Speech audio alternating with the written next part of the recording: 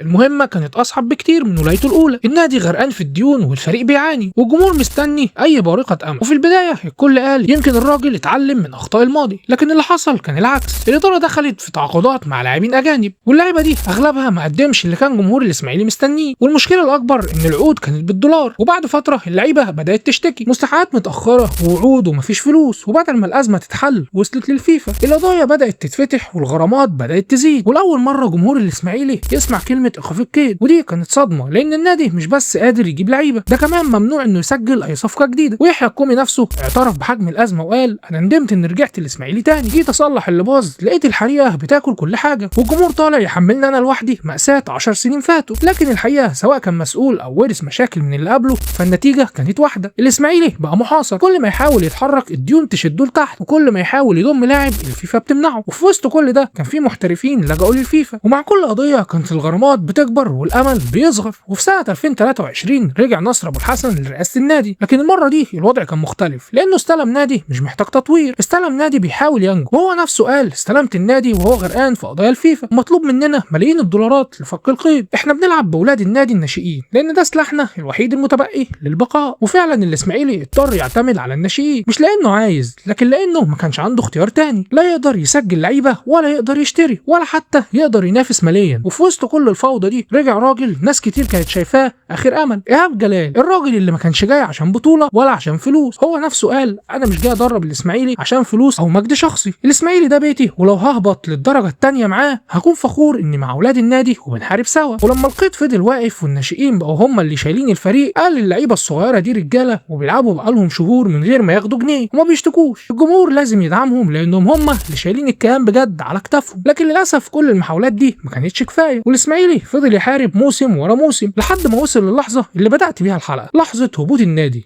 اللي كان اول بطل افريقيا في مصر، والنادي اللي الناس كانت بتسميه برازيل مصر، والنادي اللي خرج نجوم غيروا تاريخ المنتخب المصري بقى النهارده في دوري الدرجه الثانيه. يمكن ناس كتير هتقول مين السبب، رئيس ولا مدرب ولا لعيب، لكن بعد الرحله دي كلها واضح جدا ان سقوط الاسماعيلي ما كانش غلطه شخص واحد، دي كانت سلسله طويله من القرارات الغلط والديون وبيع النجوم وسوء الاداره، كل واحد كان بيضيف حجر لحد ما الحمل بقى اكبر من النادي نفسه. ويمكن السؤال اللي بدانا بيه الحلقه بقى ليه اجابه دلوقتي، هو في نادي ممكن يموت؟ يمكن لا، الانديه الكبيره ما بتعرفش تموت لكن ممكن تتوجع وممكن تقع وممكن تضيع سنين من عمرها، لكن طول ما في جمهور لسه بيحلم ويشجع ويصدق يبقى لسه في امل ان الاسماعيلي يقوم من جديد. طول ما الجمهور واقف في المدرج وبيزعل ويفرح ويحلم يبقى النادي لسه عايش. حكايه الاسماعيلي مش مجرد حكايه فريق هبط، دي حكايه نادي كان اول بطل افريقيا في تاريخ مصر، وكان برازيل مصر، وكان بيمتع الناس قبل ما يكسبوا، وطلع لعيبه ساهموا في كتابه واحده من اعظم فصول الكره المصريه مع منتخب حسن شحاته. لكن في المقابل دي كمان حكايه ازاي القرارات الغلط لما تتكرر ممكن تهزمك اقوى من اي منافس. ولا الاهلي اسقط الاسماعيلي ولا الزمالك اسقط الاسماعيلي ولا حتى مانويل جوزيه كان السبب، ولا رئيس واحد هو اللي ضيع النادي. الحقيقه ان كل واحد اخذ قرار غلط، ساب حمل على اللي بعده واللي بعده ساب حمل اكبر لحد ما الحمل بقى اكبر من النادي نفسه. يمكن اصعب حاجه في القصه دي كلها ان جمهور الاسماعيلي كل سنه كان بيصدق ان اللي جاي احسن، وكل سنه كان بيصحى على ازمه جديده. لكن لو الكره علمتنا حاجه فهي ان الايام ما بتفضلش على حالها، زي ما الاسماعيلي طلع من مدينه صغيره وبقى اول بطل افريقيا في تاريخ مصر مفيش حاجه تمنع انه يرجع تاني. الطريق هيبقى صعب وطويل لكن مستحيل مش معناه مستحيل، وفي النهايه سواء كنت اهلاوي او زملكاوي او حتى اسماعيلاوي او حتى مالكش في الكوره اكيد اتفقت معايا ان الكوره المصريه مكانها مش هيبقى احسن من غير الاسماعيلي. ولو عجبك الفيديو ده ما تنساش تعمل لايك وسبسكرايب، واشوفكم في حلقه جديده. سلام.